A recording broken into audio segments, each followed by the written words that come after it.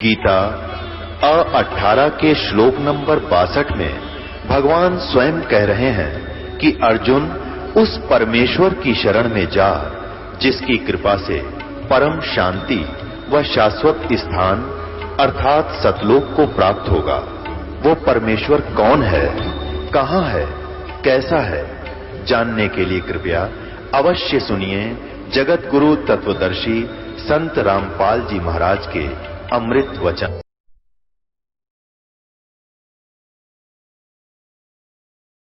अंत सुध न तन मन धन वारोंगी प्राण चरण कमल रज मानो आप मिले ईश संतों की महिमा कही आय पीपा तीरथ आय संतों की महिमा अपरम पार पूर्ण ब्रह्म मिले करता संतों की महिमा अगम अगाध नारद से उदरे प्रहलाद धरु बेटे नारद निर्वाण अमरापुरी पर रचे संतों की महिमा अगम अगाध बूढ़ंतरा के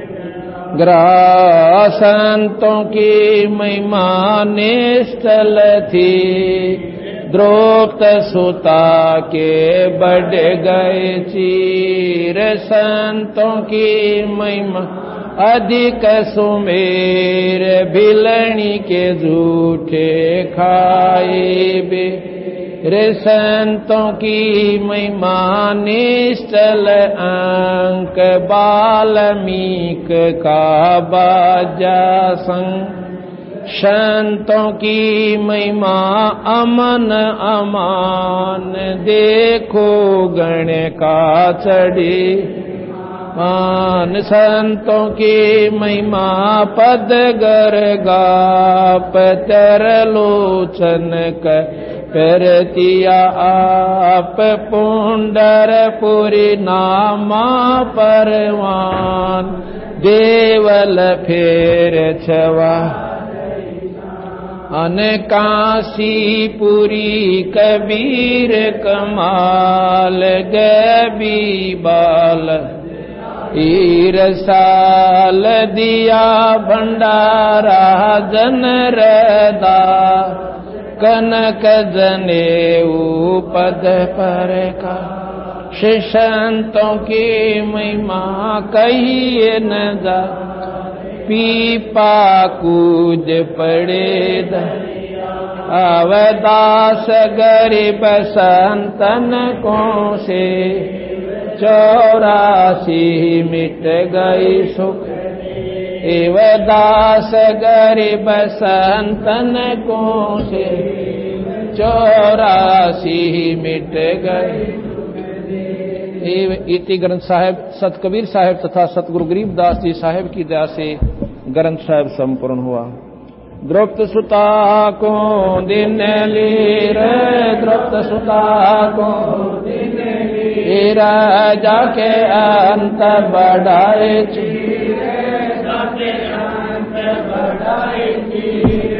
रुक्मणी कर पकड़ा मुस्काए रुक्मणी कर पकड़ा अंत कयामो को समझाए अंत कयामो को समझाए दुशासन को द्रौपदी पकड़े दुशासन को द्रौपदी पकड़े मेरी भगति सकल में सिखरे मेरी भगति सकल में सिखरे जब मेरी भगति पे छोड़ी होई जब मेरी भगति पे छोड़ी होई हमरा नाम ना लेवे कोई हमरा नाम ना लेवे कोई संजय से पासा डारे तंजई से पासा डारे पहुँचे सुख सम रूप मुरारी पहुँचे सुख सम रूप मुरारी खेचत खेचत खेच कसीसा खेचत खेचत खेच कसीसा सिर पर बैठे हैं जगदीशा सिर पर बैठे हैं जगदीशा शंखों चीर पीतम्बर जी ने शंखों चीर पीतम्बर जी ने द्रौपदी कारण सायब की ने द्रौपदी कारण सायब की ने शंखों चीर पीतम्बर डारे शंखों चीर पीतम्बर डारे दुशासन से योद्धा हारे दुशासन से योद्धा हारे द्रौपद सुता के चीर बढ़ाए द्रौपद सुता के चीर बढ़ाए शंख शंखों पार न पाए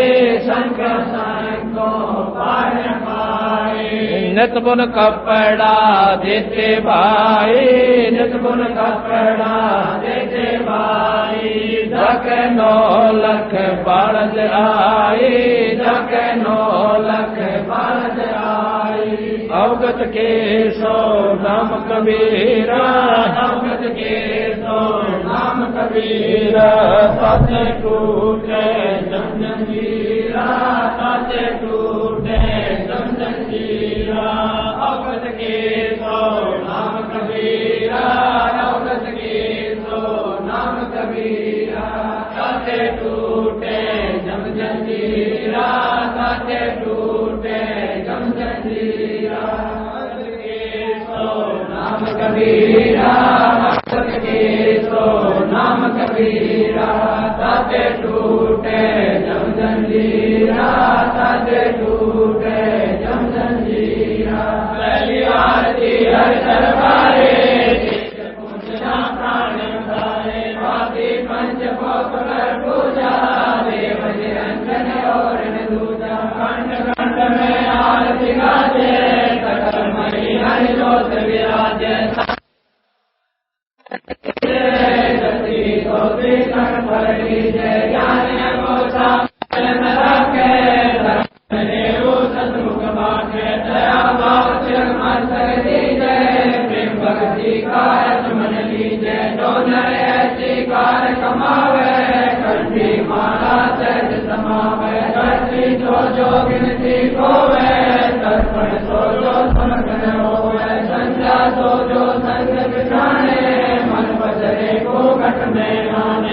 संज्ञा हमारे मन मानी कह कबीर सुनोरे ज्ञानी ऐसी आरती तिरमुन सारे तेज पूजना प्राण उधारे पाती पंच भोग कर पूजा देव निरंजन और न दूजा साध पिंड पर मंडा बाजत है सदाय खंडा गगन काल जा उड़गन मोती गंध सुर जा निर्मल ज्योति तन मन धन सब अर्पण कीना परम पुरुष जिने आत्म जीना प्रेम पर काश भया उजियारा कहे कबीर मैं दास तुम्हारा संसार जी करो विचारी काल दूत जमरे जग मारी लाग्या दुश्मन तुमसे सारा अंधन समुद्र में जनकारा उन्मर चयन हम कर जाई अजय कमल में रहा समाई निर्गुण संयम कर दे दर्शन देखत निरखत मन होए परसन प्रेम मदन होए यार दिगावे हर दर्दी का मरम न पाया जिलियो चोला जो बनाया पानी की सुई पवन का धागा 9-10 मास शिव से लागा 5 सर्प की दुलरी बनाई चंद्र सूरज तो दिगरी बनाई कोटे तन कर मुकुट बनाया बिच बिच हीरा लाल लगाया आप ऐसी में आप बनावे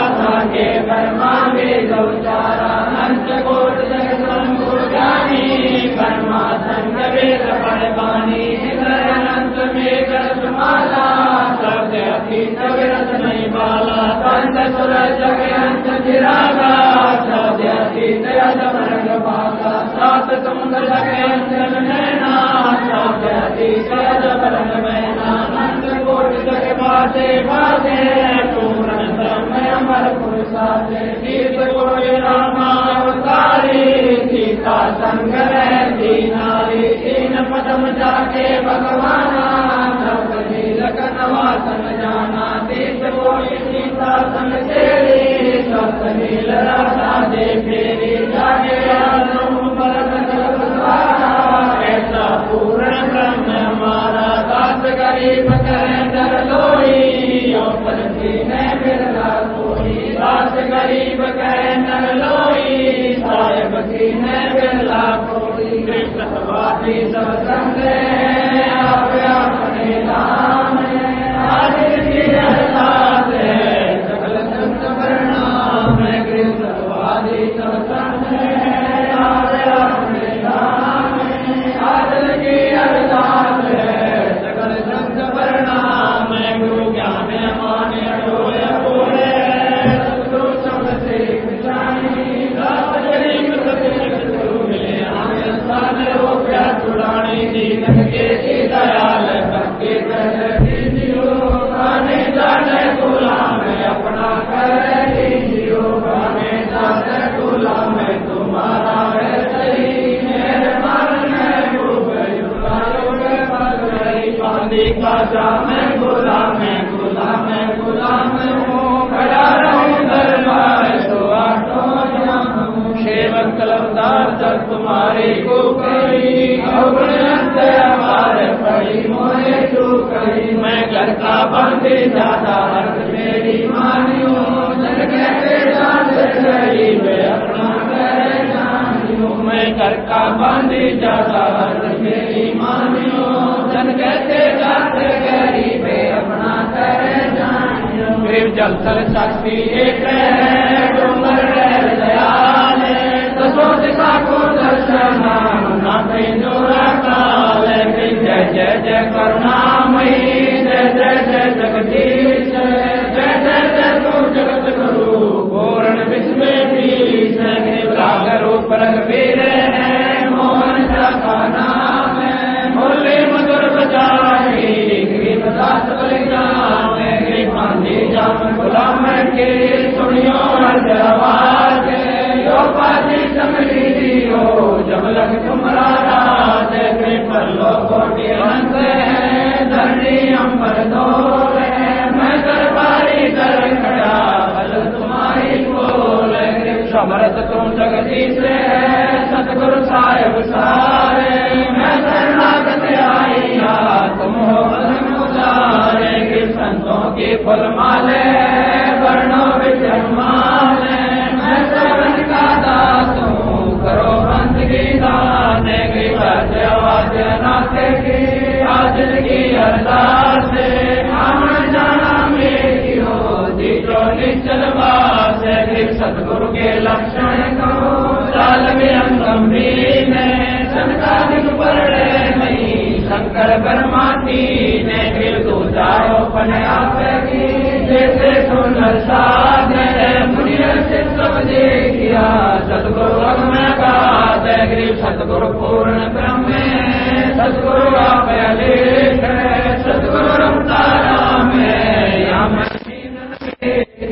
पूर्ण ब्रह्म कृपा निदान सुन के तो करतार गरीबदास मुक्ति में की रखियो बहुत संभाले की पंचादश कबीर का सिर पर लाखों हंस जमी गर्दन पे नहीं उधर जाते वंश गिरबल पंख अनुराग सुन मंडल रहती रहे दास गरीब उतारिया सतगुरु मिले कबीर कहती चाल विशाल सतगुरु दिगंबर धीर भक्ति काया धरणाई अवगत सत कबीर नानक दादू अगम दादू तेरी राज के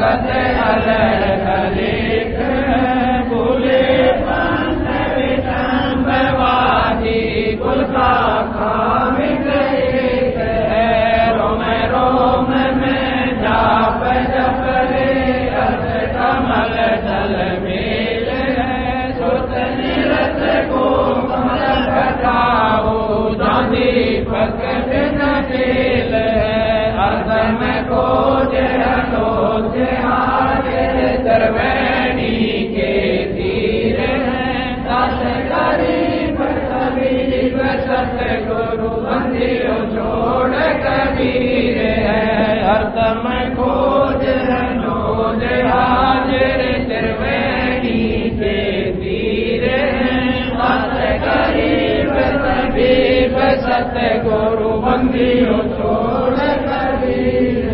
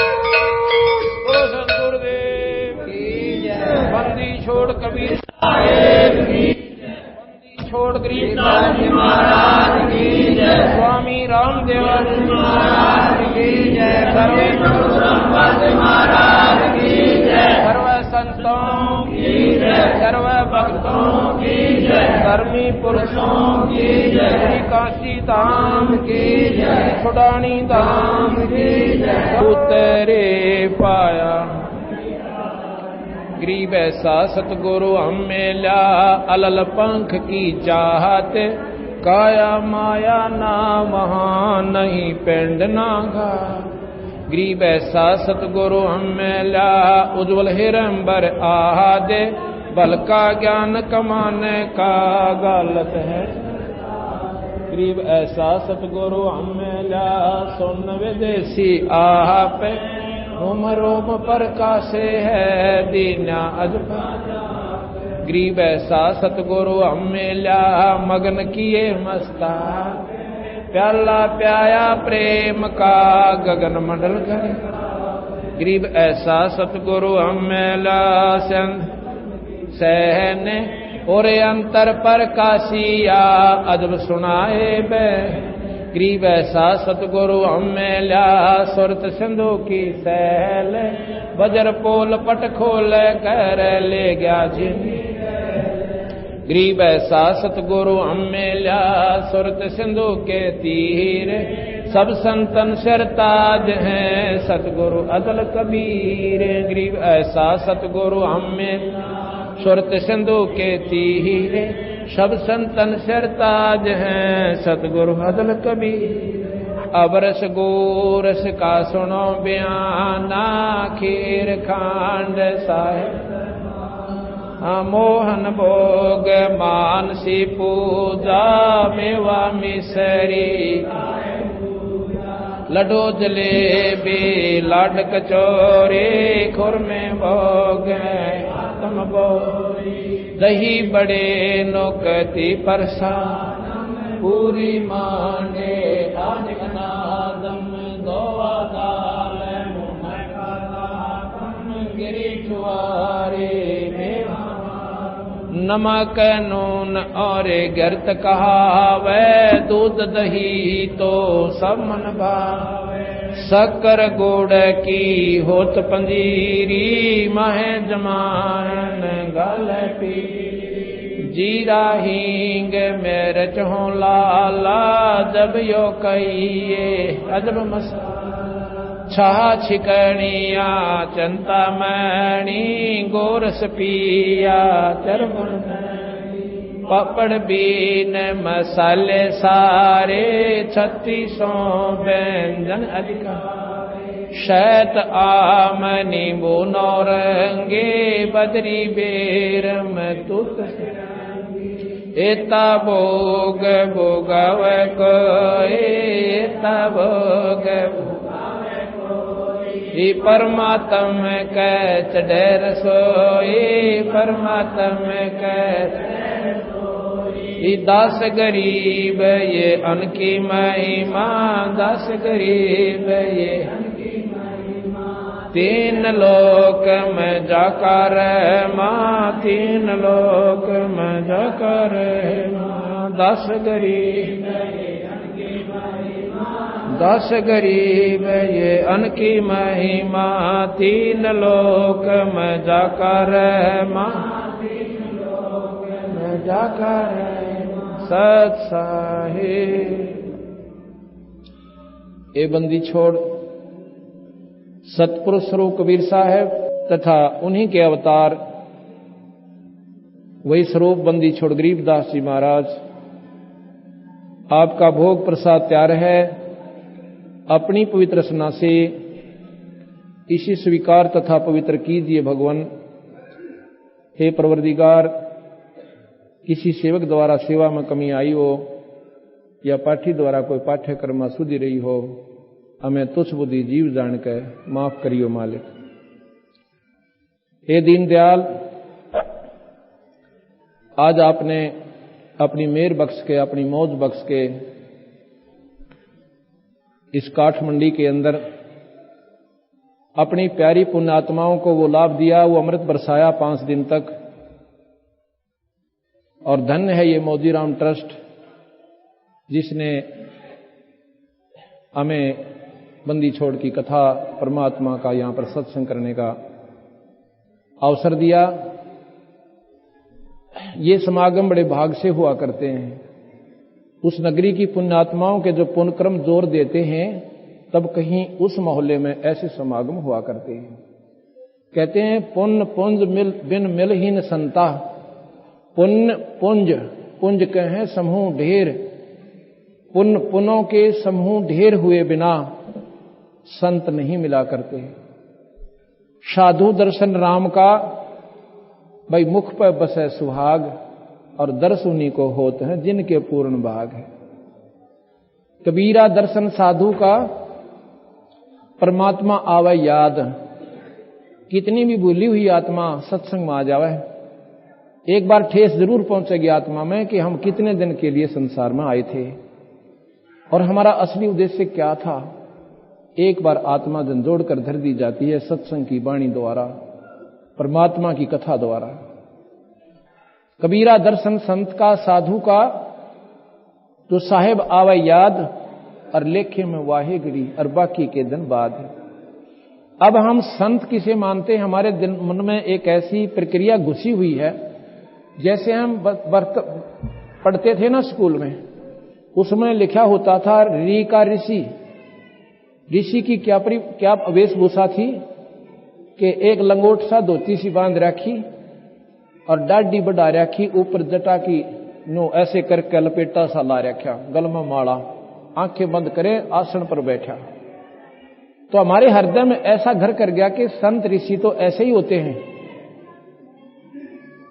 अब वो भी साधक हैं। परमात्मा की शक्ति का प्रतीक वेशभूषा नहीं होता। वस्त्र के पहन लेने से, लाल पीले कर लेने से परमात्मा नहीं मिलता केवल। और कोई बुराई नहीं बताई संतों ने। मान ले आपने विधि कोई वस्त्र भिन्न भी कर लिए और उसमें सत उपासना आपकी साधना ठीक चल रही है तो भी ठीक है। अगर आप ढोंग पाखंड करके दुनिया को गुमराह कर रहे हो, सतनाम आपको प्राप्त नहीं है, स्वयं भी नरक में और अपने अनुयायियों को भी सीधे ले जाओगे। दूसरा, हमने सोचा कि संत वो होते हैं जिन्होंने राख रमा रखी है, एक लंगोट बांध रखा हो सिर्फ और एक चिमटा ले रखा हो, और या नहाता धोता कति ना हो बढ़िया, क्योंकि सर्ड फड़ रहा बिलायो सर्वंगी महात्मा है। इस प्रकार हमारी बुद्धि का विवेचन यहीं तक सीमित रहा। एक समय की बात है, एक पंजाब का रहने वाला एक बहुत बड़ा जमींदार, उसका नाम राम राय था। ये सिंह तो बाद में लगन लगे हैं। उसका नाम राम राय था। पहले वो सब हिंदू थे और 10वें गुरु गोविंद सिंह जी ने उस समय आवश्यकता के अनुसार तगाजे को देखकर एक न्यारी पहचान बताई थी कि मेरे लड़ाकू सैनिक की न्यारी पहचान होनी चाहिए, क्योंकि उसमें उन्होंने संघर्ष बहुत करना पड़ा था, अपने बच्चों तक को भी, और द्वार में चढ़वा दिया। पर आखिर में ये नहीं कहा कि हम हार मान जाएंगे। उसमें देश गुलाम था, जो संघर्ष के लिए उन्होंने एक न्यारी पहचान बनाई थी। उनका नाम उन्हें सिंह रखा था। सिंह जो मरण से ना डरे, लेकिन उस समय उनका नाम राय होता था। उसके बाद से सिंह लाना शुरू किया। तो राम राय जी ने एक दिन ये वाणी सुनी गरीबदास महाराज की। उनका एक शिष्य गरीबदास जी का, उनके गांव वासियर गांव जो लुधियाना के पास है, वासियर गांव के गोरे यानी बनी में बैठ के सुबह कुएं पर नहाके और ब्रह्म वेदी का जाप कर रहा था। एक अंग है ब्रह्म वेदी जो सुबह हम पाठ करते हैं, उसमें सारी महिमा गा रखी है, तीनों भगवानों की भी और साथ में सतलोक की भी। इतनी प्यारी वाणी है वो। भाई बोलो मत ना, तो बैठ जा आराम से भगत जी, तो नहीं टिकता, बैठ जा आराम से। तो कहते हैं जब उन्होंने सुना, और वो लोग वाणी के बड़े मर्मज्ञ हैं, परमात्मा पर बहुत आसरा रखते हैं वो लोग। उसने जब सुबह सुबह इतनी प्यारी वाणी और ब्रह्म मुहूर्त में, और एकदम उसकी तरफ खिंचा चला गया, जाके उनके पास बैठ गया। जब उन्होंने अपना पाठ कर लिया उस संत भक्त ने, तो पूछा कि महापुरुषों ये किसकी वाणी है, कादी वाणी है? वो कहने लगा मेरे गुरुदेव गरीबदास महाराज की है। ये बहुत ही आकर्षक है वाणी है, ये तो मेरा एकदम दिल खींच लिया इसने। ये तो कोई पूर्ण पुरुष की वाणी है, क्योंकि जितनी आत्मा निर्मल होती है परमात्मा उसको जल्दी कैच करता है। वो कहने लगा ये महापुरुष अभी भी शरीर में है या शरीर छोड़ गए? कि अभी भी हैं, और सारी उनकी 30-40 उम्र की उम्र है, 30-35 साल की आयु है, 40 साल की। उन्होंने सारा पता नोट करवा लिया छुडानी गांव का, छुडानी गांव में बताया, पूरा पता नोट कर लिया। रोहतक जिले में छुडानी गांव बहादुरगढ़ से पैदल जाना पड़ता है। उसमें आज से 250 वर्ष पहले पुरानी बात है। तो उसने सोचा कि ऐसे महापुरुष के दर्शन करने चाहिए, ये तो बड़े भाग से मिलते हैं इस समय में ऐसे महापुरुष। तो वो राम राय वहां से चल पड़ता है। कहीं गाड़ी से आया, आगे पैदल चलते थे। बहादुरगढ़ से दुल्हेड़ा उतरे, जज्जर, बहादुरगढ़ से जज्जर रोड के ऊपर दुल्हेड़ा, यानी दुल्हेड़ा तो खराब सड़क बनी है, वहीं से पैदल चला। और वो सुबह यानी 10 बजे के आसपास छुडानी गांव में पहुंच जाता है। वहां से पूछा किसी से कि भाई गरीबदास महाराज कहाँ रहते हैं? और गांव वाले गरीबदास नहीं कहा करते, उनको गरीबू कहा करते, बावड़िया कहा करते थे उस परमात्मा को, क्योंकि जौहरी बिना लाल की परख कोई कर नहीं सकता। क्योंकि गरीबदास महाराज धोती कुर्ते में, जैसे अपना हरियाणा का पहनाव है, और सिर पर साफा रखा करते थे। सारी उम्र इस वेशभूषा में रहे। उन्हें लाल पीले काले कोई वस्त्र नहीं भिन्न करे, क्योंकि परमात्मा की शक्ति जिस हंस आत्मा में, ये चोला बहुत है। ये जो शरीर है, ये चोला हमें बदल कर दिया परमात्मा ने। ये ड्रेस दे रखी है परमात्मा के पाने की, दूसरा चोला कुत्ते के दे के बतेरे बदले हमने। इस चोले में कोई परिवर्तन करने की आवश्यकता नहीं है। ये शरीर ढांकने ताई, अपने गुप्तांगों को छपाने ताई, या सर्दी गर्मी से बचने के लिए शरीर को वस्त्र की आवश्यकता पड़ती है। तो उसने पूछा किसी से, वो कहने लगा भाई कौन? कि गरीबदास महाराज। गरीबदास कौन महाराज भाई? गांव वाले मजाक करते थे। एक बोला रहा वो बौड़िया ने कहे ना, वो बाणजा नहीं अपने गांव का। अच्छा भाई वो खेत में गया, इधर जा रहे हैं बता। उसने सोचा महापुरुष से मिलना, मैंने उनके डेरे से के लेना है। उन्हें ना बेरा था, वो घर में रहे, गृहस्थी है, बाल बच्चेदार भी हैं, और मन मन कल्पना थी महात्मा पाओगे, दाढ़ी बड़ी पाओगी, सिर पर जटा होगी, और या फिर कान पड़वा रखे होंगे, चिमटा ले रहे होंगे। अपनी मन की कल्पना जैसी हमारी धारणा होती है वो चल दिया जी। रास्ते में गरीबदास जी सिर पे बरोटा पशुओं का चारा और लिए आने लग रहे। कहने लगे भाई भाई मैंने गरीबदास महाराज से मिलना है, और कहते हैं इधर उनके खेत, वहां पर गए हुए किसी के खेत में। महाराज जी ने सोचा ये तो कोई दूर से आया हुआ प्राणी है, बेरा था वो जानी जान थे। कहने लगे भैया ऐसे करे मेरे साथ आ जा, आओ मैं मिलाऊंगा तुम्हारे को। अगर नहीं खेतों में बताते गए, कहने लगे मेरे साथ आ जाओ।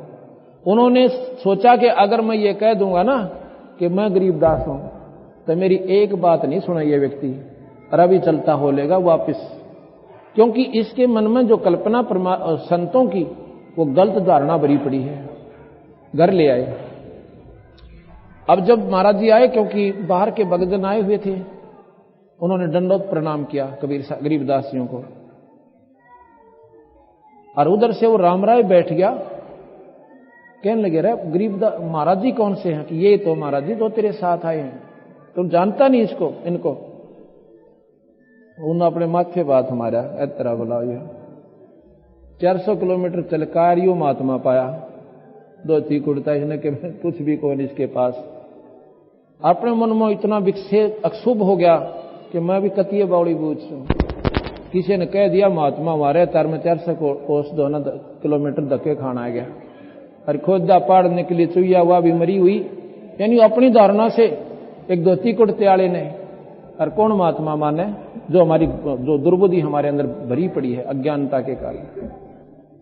वो जान थे जो वहां पर 5-4 भगत थे, किसी को कह दिया भाई मेरा पानी लाइए, स्नान करूंगा, स्नान करने लगे। और सब भक्तों को इधर उधर काम बता के वहां से अकेला रामराय रख लिया। स्नान करा महाराज जी ने जल्दी सी, और स्नान करके धोती बांधने लग गए। धोती की गांठ जो अड़बंद होता है, एक और न्यारी कपड़ा बांधते हैं अपनी तागड़ी के स्थान पे। लगा रामराय, अब उसने राम नाम भी ना बताया था, बंदी छोड़ने उसका नाम ले दिया। आधा फ्यूज तो वही हो गया वो, अगवाई सह तो कुछ न कुछ सकती। फिर कहने लगा रामराय मेरी उंगली का चोट लगी, मैं रेट पे काम कर रहा था और मेरा गांठ नहीं लागती धोती की, या गांठ लाइए वीरा। गांठ कैसे लाते हैं? अड़बंद के चारों तरफ शरीर का घुमा के और ऐसे गांठ लाते हैं। उसने पकड़ के खींचा हुआ गांठ शरीर में का निकल कर धोती, और धोती का गांठ लाएगी। उसने सोची कहीं तेरा धोखा ना लग गया हो। एक बार फेर करी, तीसरी बार जब वो करने लगा रामराय, तो कहने लगे बंदी छोड़ भगत जी, मदद तेरे तभी, क्योंकि वो भी जमींदार बड़े थे रामराय, और गरीबदास जी भी 2.5 बीघा के जमींदार थे। कहने लगे रामराय मदद तेरे जैसा जमींदार हूं भाई, धोती बांध देने। इतना कंधे वो तो तरना में पड़ गया। कहने लगे महाराज जी हम तो जमा दुर्बुद्धि जीव हैं, मुझे नहीं मालूम था परम शक्ति है, क्योंकि हम इस चमत्कार ने ज्यादा पसंद करें। मैं बोला ही बताऊंगा तेरे को मैं क्या हूं। इसके अंदर 1.25 घंटे की वार्ता, यानी झुमकरा के अंग रूप में, झुमकरा नाम दे दिया बंदी छोड़ने उसका, क्योंकि उसका मन झूम रहा था, उल्टी सुल्टी कल्पना ले रहा था, तो उसके नाम पर झुमकरा नाम करके और 1.25 घंटे का इसके ऊपर उसको महाराज ने समझाया। कहने लगे महाराज जी, रामराय बोला हमने नहीं मालूम था, आप परम शक्ति हो, आप अनंत कोट ब्रह्मांड के भगवान हो। थोड़ी सी देर में क्यों विष्णु उपासक थे, बंदी छोड़ने विष्णु जी का रूप धारण कर लिया। होए होए होए, फिर तो रगड़ा ना कुड़ा को आणता ही, ये महाराज जी हमने नहीं मेरा था। पर पूर्ण परमात्मा में सर्वशक्ति होती है। प्रधानमंत्री मुख्यमंत्री की शक्ति भी रखता है, प्रधानमंत्री डीसी की भी रखता है, मंत्री की भी रखता है। तो उस प्रकार उस वादवी वासियर गांव में गरीबदास नाम का आश्रम बना हुआ है। ऐसे ऐसे पंजाब में कम से कम 50 हमारे आश्रम गरीबदास जी के नाम से वहां पर आज भी विद्यमान है। बोल सतगुरुदेव। अब भगवान कबीर साहब पूर्ण परमात्मा हैं, उन्हीं के अवतार गरीबदास जी आए हैं। अब जैसे हम भगवान की संज्ञा में भगवान कृष्ण को क्यों लिया कि सुदामा जी 1-2 मुट्ठी चावल लेकर और भगवान कृष्ण के पास गए थे। वो भी राजा थे, उस समय के लोग उनको राजा कहते थे, ना कि भगवान कहा करते थे। लेकिन अब उनकी महिमा का ज्ञान हुआ, उनके जीवन चरित्र से, जीवन लीला से ज्ञान हुआ कि वो तो 3 लोक के पूर्ण परमात्मा थे। आज हम उनकी पूजा करते हैं और उस समय उनके साथ लठ बजाया करते हैं। तो समय चूक जाने पर ये प्राणी फिर बाद में डले डोए हैं। संत आते हैं जब तो उनकी श्रद्धा नहीं करते, उनका आदर नहीं करते। अरे करो थे हमारी मंडी बन जाएगी, दुनिया पूजन जाया करेगी। और हम समय मारे हैं, अब 36 नखरे करके दूर मुंह लटका कर चले जाते हैं। फिर क्या वहां से माथा टेके जाइयो, से सारा कुंबा वहां जाए जाइयो, मंडी पर परमात्मा नहीं होगा। संतों में भगवान होता जैसे बिजली में तार, जैसे तार में बिजली होती है, वैसे परमात्मा संत बिना की तद आपको लाभ दे कोई ना। तो वो क्या हुआ, सुदामा जी वहां चले गए और भगवान कृष्ण के दरबार पर जाकर खटखटाते हैं। तो पता चला, वो पहरेदार कहता, कौन भाई भिखारी तू उल्टा बोले, ये राजा का महल है, कहां जा रहा है? जो बोला, भाई मुझे मालूम है ये राजा का महल है, पर एक कृपा कर दे, राजा को संदेशा भेज दे कि द्रौड़ देश से सुदामा आया है, बस, और ना कहिए कुछ भी, इतना ही कह दिए। और फिर वो कहें तो मुझे बुला लीजिए, नहीं मैं वापस हो लूंगा। इतना जाके कृष्ण जी से कहा था कि महाराज जी एक भिखारी खड़ा है पाटे से कपड़ों में, और कहता मेरा नाम सुदामा है, मैं उनके साथ पढ़ा करता था, सहपाठी था। इतना पूर्ण भी वो कह नहीं पाया था। वो संदेशवाहक भगवान कृष्ण बगैर जूती पहरे नंगे पैरा डांक ठोक दी और जाके सुदामा को छाती से लाकर और गोदी उठा लिया, घर ले आए, पांव धोए, वस्त्र बदलने लगा। तो वो काख में तो वह पंडोकड़ी लकोरी रखी थी ना चावला की, वह ढेर पर गिर जाती है। वो तो छुपा रहा था, के दो राजा ने बता, एक 2 मुट्ठी चावला का कोई हम क्या भोज ले आए इनके लिए। तो वो जब भगवान कृष्ण ने वो चावल खा के, वो भुने हुए चावलों के प्रतिफल में तंदुलों में उनकी सुदामा का महल रच दिया, मालो माल कर दिया। अब इसलिए परमात्मा, क्योंकि ये 3 लोक के परमात्मा हैं और किए कर्म का फल ये भी दे सकते हैं, पर ये सीमित है। आप बंदी ये जन्म मरण नहीं मिटा सकते। और कबीर साहब पूर्ण परमात्मा, इसकी महिमा मैं आपको सुनाता हूं। एक तैमूर लंग नाम का लवार था, बहुत गरीब था। समय पर जून क्या करती, मां बेटा थे, पिता मर रहा था, पिता था नहीं, मर चुका था, स्वर्ग सिधार गया था। उसकी मां बहुत धार्मिक थी, कोई संत साधु या भगत या कोई राह चलता उनके घर पर आ जाता, लुखी सूखी जैसी भी घर पर रोटी थी, रोटी खाए बिना वो जान नहीं देती थी। ऐसी श्रद्धा उसके बच्चे में थी। वो बकरी चरा रहा था, 2-4 बकरी अपनी थी और बाकी गांव वालों के पाली जाता था। मेहनताना लेता था और उनकी बकरियों को चराता था। जंगल में बाहर बनी में बैठा था, गांव से थोड़ी सी दूरी पर जोड़ के आसपास बनी होती थी। कबीर साहब पूर्ण परमात्मा वहां जाकर बैठ जाते। तैमूर लंग अपनी लुखी सूखी रोटी खा रहा था, रोटी खा ली थी, बस एक टूक बाकी रह रहा था, एक ग्रास। तो इतने में कबीर साहब का जाना हो गया। जैसे स्वाभाविक कहते हैं कि भाई जी रोटी खाओगे महाराज जी? अब भाई भूख तो लगी है भगत जी। अब वो खा के उस ग्रास को कहने लगे, महाराज जी आप यहां मेरी बकरियों को देखना, मैं गांव घर जाता हूं, आपका खाना लेकर आता हूं। उसको ठाड़ थी कि मेरी मां नाटक हो ना, इतने हौसला था बच्चे को। तो वो घर पर गया, उसकी मां से कहा, मां अखा भाई रे तू बकरी छोड़ के आ गया दोपहरी में? ऐसे ऐसे एक महाराज भगत जी आया, सब भूखा है और रोटी बना मां, रोटी लेने आया हूं। अगले बेटाई बनाई, बना के 2 रोटी मेसी यानी चनों की और पानी का लोटा धर के थाली में। जो बोली बेटा मैं भी दर्शन करके आऊंगी और मैं बर्तन ले आऊंगी, तो वहां पर पाली रह जाना। उसकी मां बेटा दोनों आ गए, महाराज जी को आगे थाली रख दी कि भोजन पाओ महाराज जी। महाराज जी कहने लगे, अभी देखो 1 रोटी खा ली महाराज जी ने और पानी पी लिया। फिर ज्ञान दिया कि परमात्मा के नाम बिना जीव छुटकारा नहीं होता। उसकी मां बोली, महाराज जी हम तो गरीब गणे हैं, भगवान तो जब बजेंगे जब 2 रोटी टाइम पे मिलेगी, हम तो गणे गरीब से महाराज जी, कति नाक में दम आ रहा है, हमारा कोई मतलब गांव में इज्जत भी नहीं रह रही। ये लड़का मजदूरी करता है, शाम ने एरन पर चोट मारता है, जब मां बेटा 2 रोटी प्राप्त कर पाते। तो कहने लगे, बहन बात सुनो, परमात्मा सब कुछ कर सकता है, परमात्मा निर्धन को धनवान बना सकता है, परमात्मा रंक को राजा बना सकता है, पर उसका नियम है, आपने उपदेश लेना पड़ेगा और कोई साधना और नहीं करनी। जैसे वो मुसलमान धर्म में थे तैमूर लंग, अमरता के ना करता, उसने कहा कि ये तो हमने सारी काम करके देख लिए, भाई रोजे भी रखे हैं, नमाज भी पढ़ रहे हैं, और सारे काम करे महाराज जी, फायदा कुछ नहीं। कहने लगे सारे पचेड़ा छोड़ दे, इसमें कोई लाभ नहीं बहन। कहने लगे उपदेश लो तुम, मंत्र दूंगा मैं एक, वो नाम दे दिया। और खड़े होकर महाराज जी ने उस लड़के के उसके छोरे के और ऐसे 7 मुक्के नो दड़ मारे ठोके, ऐसे मुक्के मारा करनो गदा गद नो थोथी, ऐसे थोथी वो करके ऐसे 7 मारे। और फिर लात मारी, और फिर वो सांकड़ थी ना बेल बांध, बकरी बांधन की बेल, और कई हुआ मारी। उसकी मानस होती है महात्मा कोई पागल दिखा, इसके दिमाग में खराबी है। कहने लगे महाराज जी लड़के ने कोई गलती कर दी थी, अकमाई तेरे बेटे ताई 7 पीढ़ी का राज दे दिया। वहां तक जमा बावड़ा महात्मा, यो कति दिमाग में खराबी है इनके, भूखे मरण लग रहे, समय पर रोटी नहीं, 7 पीढ़ी का राज।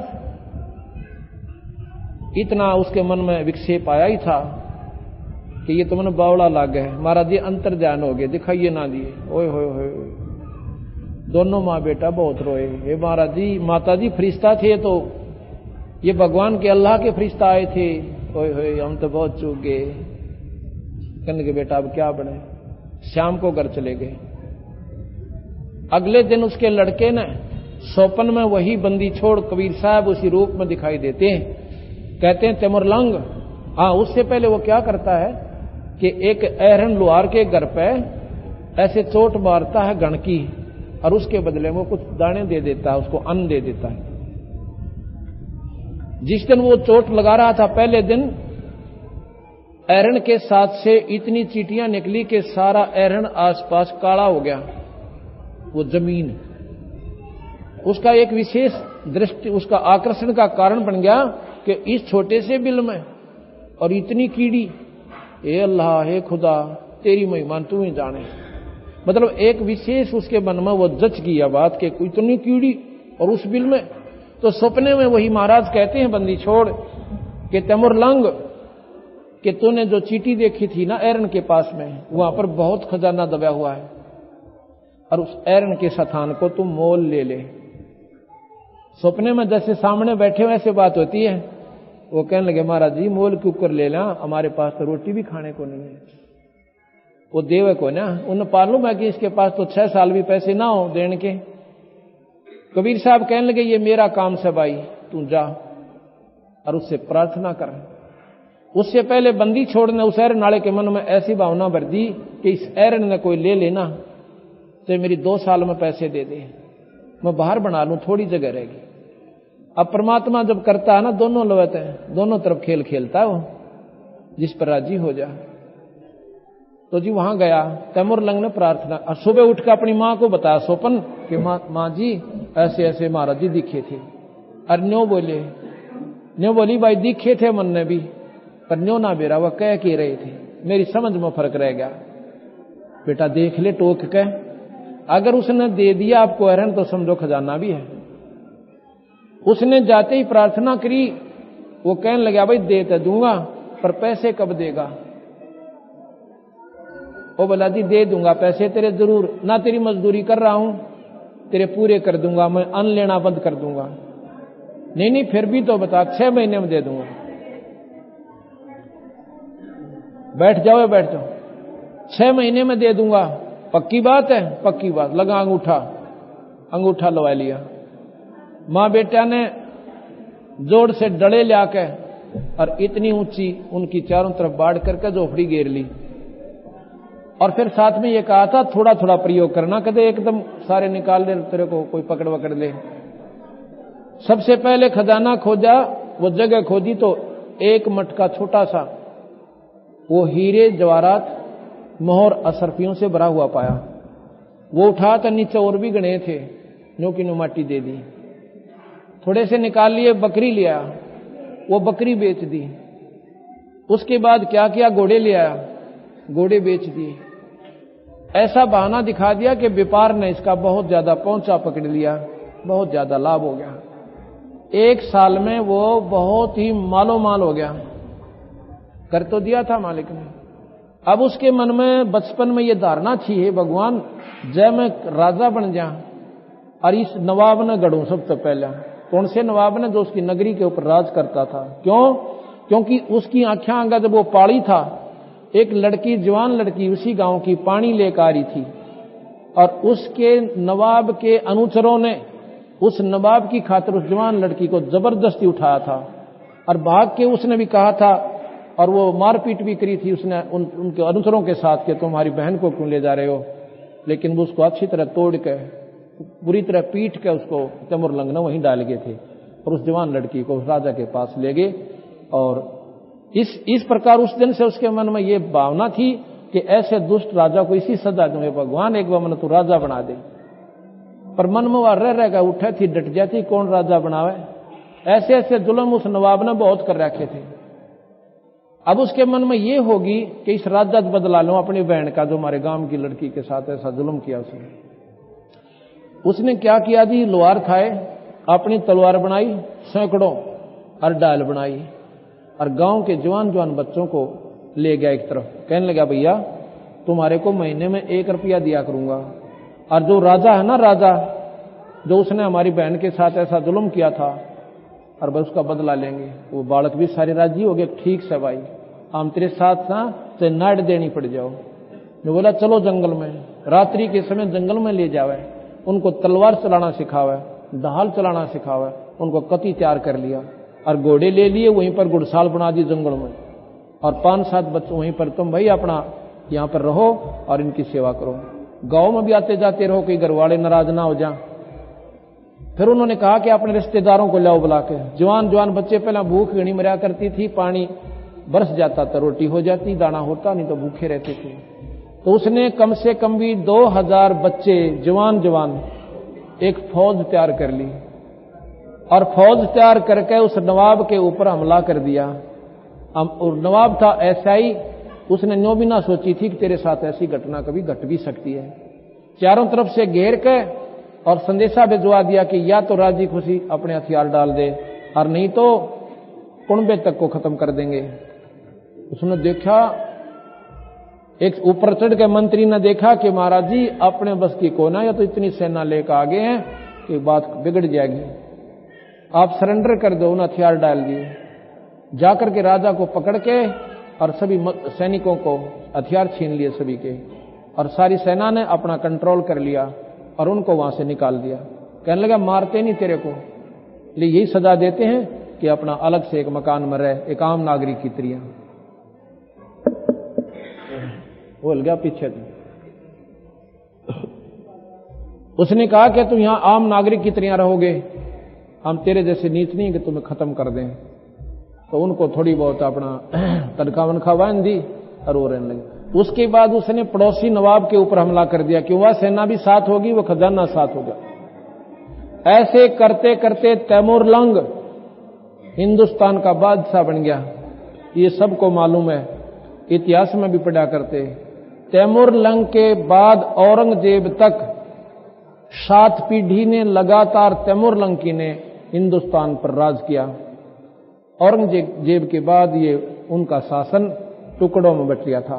जैसे महाराज ने कहा था कि 7 पीढ़ी का राज दे दिया और 7 पीढ़ी के बाद तेरे वंश का राज्य टुकड़ों में बट जाएगा, छोटे छोटे राज्य हो जाएंगे। बोल सतगुरुदेव की। बंदी छोड़ कबीर साहेब, सत साहेब। धन धन सत गुरु सत कबीर, भगत के पेड़ मिटाने वा।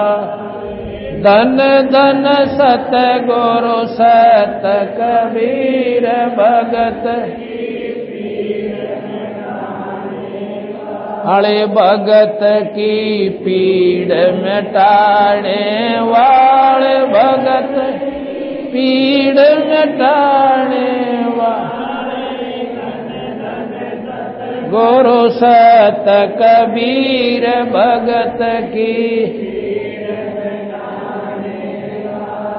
रहे नल नील जतन करे आर, तब सतगुरु से करी पुकार। रही नल नील जतन कर आर, तब सतगुरु से करी पुकार। जा सतरेखा लिखी अपार, सिंधु पैसला तेराणे वारे। जा सतरेखा लिखी अपार, सिंधु पैसला तेराणे।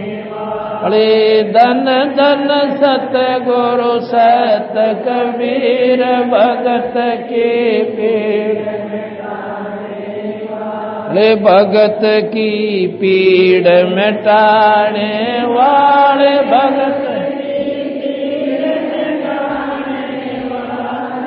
धन धन सतगुरु सत कबीर, भगत की। अरे धन धन सतगुरु सत कबीर, भगत की। दसी सरप ने जब जा पुकारी, इंद्रमती अकुड़ा।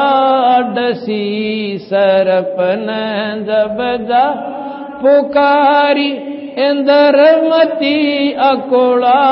आपने तुरंत करी सहाय, बरोली मंत्र सुनाने वाले।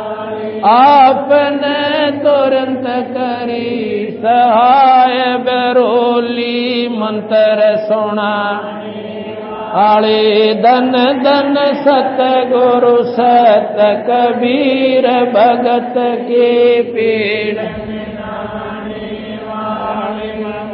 के सतगुरु सत कबीर, भगत की पीड़।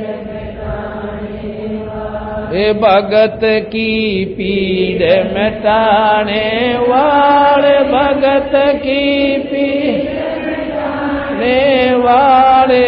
धन धन सतगुरु सत कबीर, भगत की पीड़ मिटाने वाले। दामोदर सेठ के ओमथ अकाज, अर्ज करी डूबता देख जा।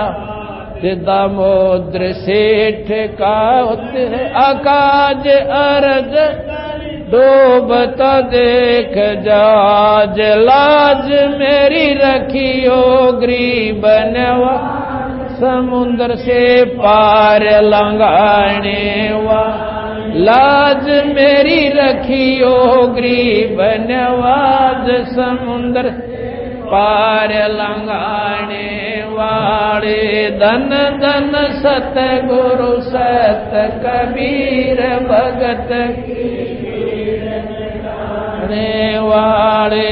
धन धन सतगुरु सत कबीर, भगत की पीड़ मिटाने वाले। कह कर जोड़ दीन धर्मदास, दरस दे पूर्ण जो आस। कह कर जोड़ दीन धर्मदास, दरस दे पूर्ण करियो आस। मेट जो जन्म मरण की तरास, सत्य पद प्राप्त कराने वा। मेट जो जन्म मरण की तरास, सत्य पद प्राप्त कराने वाले। धन धन सतगुरु सत कबीर, भगत की पीड़ मिटाने वाले। धन धन सतगुरु सत कबीर, भगत की पीड़ मिटाने वाले। भगत की पीड़ मिटाने वाले, भगत की पीड़ मिटाने वाले। धन धन सतगुरु सत कबीर, भगत की पीड़ मिटाने वाले। धन धन सतगुरु सत कबीर, भगत की पीड़ मिटाने वाले। सत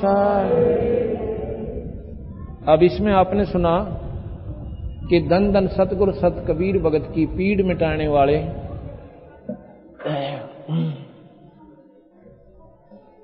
नल नील की कथा मैंने आपको सुना दी थी। रहे नल नील जतन कर हार, तब सतगुरु से करी पुकार। जा सत रेखा लिखी अपार सिंधु पर सिला तराने वाले एक इंद्रमती नाम की रानी थी। चंद्र विजय राजा थे उनके। रानी बहुत धार्मिक थी, इतनी श्रद्धालु थी कि उनके गुरुदेव ने उनको बता दिया था कि बेटी व्रत रखा कर और आए भगत संत को द्वार से भूखा नहीं जान देना।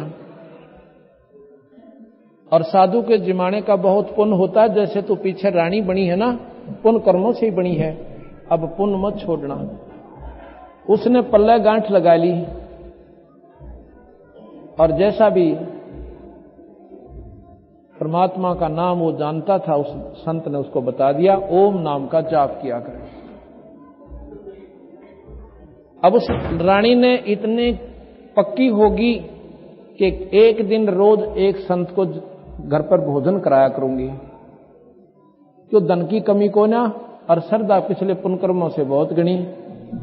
राजा इतना भागवान था, उसको मना नहीं करता था कि तेरी मौज, जो तने ठीक लगा न्यू कर ले। तो उस रानी ने क्या किया कि ऐसा प्रण कर लिया कि मैं भोजन जब खाया करूंगी जब एक संत ने रोज भोजन करा दूंगी, क्योंकि मेरा याद रह जाएगी फिर ये बात। और नहीं तो मैं भोजन खाऊंगी नहीं तो मैं भूल सकती हूं किसी दिन संत को खिलाना और मुझे उस दिन का वो पुण्य प्राप्त नहीं होगा। एक बार क्या हुआ, ये क्रम चलता रहा कई वर्षों तक। कुंभ का मेला आ गया। कुंभ के मेले में जो साधु संत थे, जिनको हम संत मानते हैं विशेषकर, और वो चले गए सभी गंगा पर हर पैड़ी पर स्नानार्थ। रानी ने 3 दिन हो गए संत मिला नहीं। राजा ने भी डंडोरा पिटवा लिया, आसपास के गांव में कहीं नहीं मिला उसके राज्य में। अब क्या करे, रानी रोटी ना खावे। दिन तीसरा अंत हुआ, चौथा उदय हुआ। उस दिन उस पर उठा नहीं जाए ऐसी हालत होगी कि आज अपनी बांदी से कहती है कि बांदी, अगर अपनी रानी ने चाहा है ना, आज को साधु ले आओ, और नहीं तो मैं शाम तक प्राण त्याग दूंगी, आज नहीं जी सकती। वो बांदी ऊपर चढ़े, अटारी पर चढ़कर देख रही है, एक बंदी छोड़ भगवान कबीर साहब, वो सतपुरुष भगत के दुख न देख के एक संत का रूप बढ़ाकर साधारण सा, जैसे धोती कुर्ता, दाढ़ी बड़ी हुई और टोपी सी, तो कुछ थोड़ी बहुत आकृति सी अब संत की देखी कि दाढ़ी बड़ी हुई है, साधु ही होगा। उसने कहा, रानी ऐसे ऐसे संत है इस आकृति सी का और दिखा भगत है कि बुला लाऊं, जल्दी जावे। वो गई कि महाराज जी, वो उनके आगे से निकल गए दरबार से और फिर वापस आने लग रहे। वो गए उसी उद्देश्य से थे। बांदी कहती है, महाराज जी ऐसे ऐसे हमारी रानी ने प्रण कर रखा है और आज चौथा दिन हो गया, रोटी ना मिली खाई, आज वो मर जाएगी, आप एक बार चलो। कहने लगे, बेटी तू कौन है? कि मैं बांदी हूं, मैं दासी हूं उसकी। कि मैं ना चलूं फिर? क्यों नहीं? अक नहीं, वो स्वयं आवे तो मैं चलूं। तो वह गई, कहने लगे महाराज जी ऐसे ऐसे कह रहे हैं। मैं बोलिए मेरा हाथ पकड़ जल्दी सी, भगवान घर पा और मेरे बुलाए ताजा, इससे बढ़िया और क्या बात होगी। क्योंकि श्रद्धा संतों के प्रति विशेष थी उसकी। उसके खोए पर हाथ धर के और महाराज जी थोड़ी दूरी पर खड़े थे। महाराज जी ने ऐसा क्यों कहा? वो श्रद्धा देखना चाहते थे कि इस बच्ची में कोई श्रद्धा भी है, वैसे ही अपनी मनमुखी साधक बनी बैठी है। जाके कहने लगे कि महाराज जी आप तो को थे बुलाने के लिए, इस दासी के कंधे पर बैठ जाओ, आपको घर ले चलती हूं। कहने लगा, बेटी सिर पर आदर का बंदी छोड़ के साधु भूखा भाव का और धन का भूखा ना। जय कोई धन का भूखा हो तो वो साधु ना। मैं तो आपका दिल देखना चाहूं था, तेरे में संतों के प्रति कितना विशेष निष्ठा है। घर ले आए, रोटी बना दी, बड़ी खुश होकर अपने हाथ में। महाराज जी बोले, मेरा शरीर रोटी खाने का नहीं है, मेरा शरीर तो तेज पुंज से है, इसमें भूख प्यास मुझे गर्मी सर्दी कुछ नहीं लगती। कहने लगी, महाराज जी फिर मैं तो मरूंगी, रोटी मैं भी ना खाऊं, आप नहीं खाओगे। अब समर्थ वही होते हैं जो चाहे सो कर दे। कहने लगे ला बेटी रोटी खाता हूं। रोटी खा ली।